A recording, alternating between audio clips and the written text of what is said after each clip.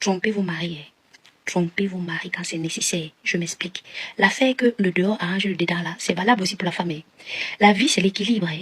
Il n'y a pas un Dieu qui reste comme ça, qui te regarde quand tu es en train de tourner. Il te juge que tu as dit quoi. Non, c'est des conneries. Il n'y a pas Satan qui te guette. Non, c'est des conneries. La vie, c'est l'équilibre. Il y a un niveau de la relation où quand tu atteins, c'est-à-dire que le gars, son infidélité, il te cache ça va là. Il ne cache même plus. D'accord? Tu essaies d'avoir une discussion avec lui. Tu es confronté à un mur. Le mépris de ça.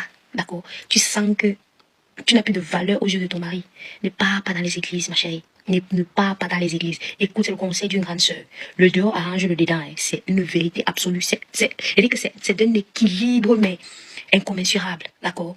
Tu attrapes un bon. C'est pour ça qu'il est important d'avoir l'argent. Il est important pour une femme d'avoir ses moyens. Parce que ça élargit son cercle d'action. D'accord? Là où elle peut interagir, ça élargit.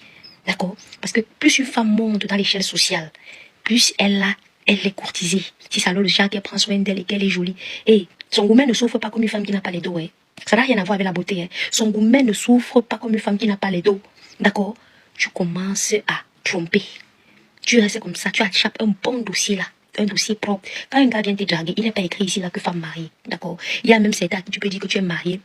Ça ne leur pose aucun problème. Les gars qui critiquent les femmes qui trompent, c'est sûrement sur TikTok. Sinon, ils sont nombreux là à sortir avec les femmes des gens. Ils sont nombreux là à respecter les femmes des gens. Ils parlent souvent, oh, tu sors avec une femme, tu es marié, tu sors avec toi, ils couchent, c'est des conneries. Ils sont nombreux là à faire des choses qu'ils ne font même pas à leurs femmes, aux femmes des gens. C'est des conneries. La vie, c'est l'équilibre. Chacun prêche pour sa chapelle. D'accord?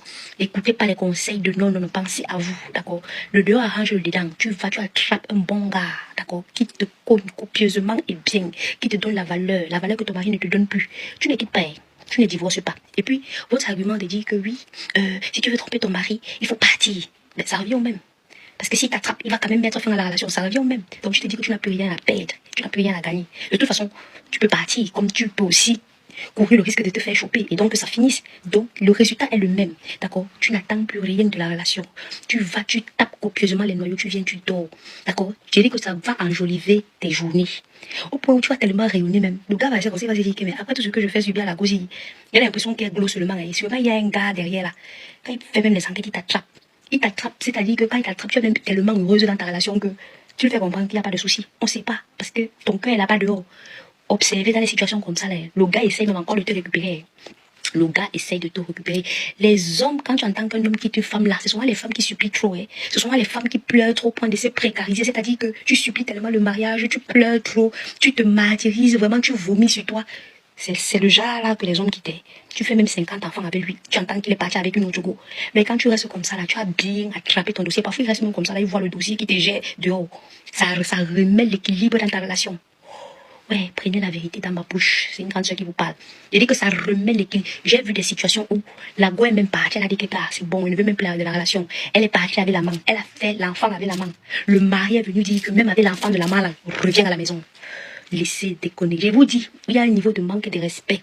Je dis que ça ne doit pas te précariser. C'est-à-dire que tu ne dois pas rester comme ça, meurtri, parce que l'homme te fait vivre la misère. Parce que tu espères qu'en étant comme ça, il aura pitié de toi. Ça va équilibrer la relation. Non, l'homme, il n'est pas comme ça. Tout sur la terre, c'est une question d'équilibre. D'accord? Quand tu as épuisé toutes tes cartes pour sauver ta relation, tu vois que rien ne bouge. Fais la même chose, gâter. C'est-à-dire que tu dis que, ok, tu veux gâter notre famille, on va gâter ensemble. Tu t'occupes bien de tes enfants, tu vas dehors maintenant. Tu ne cherches pas deux gars, tu cherches justement un seul.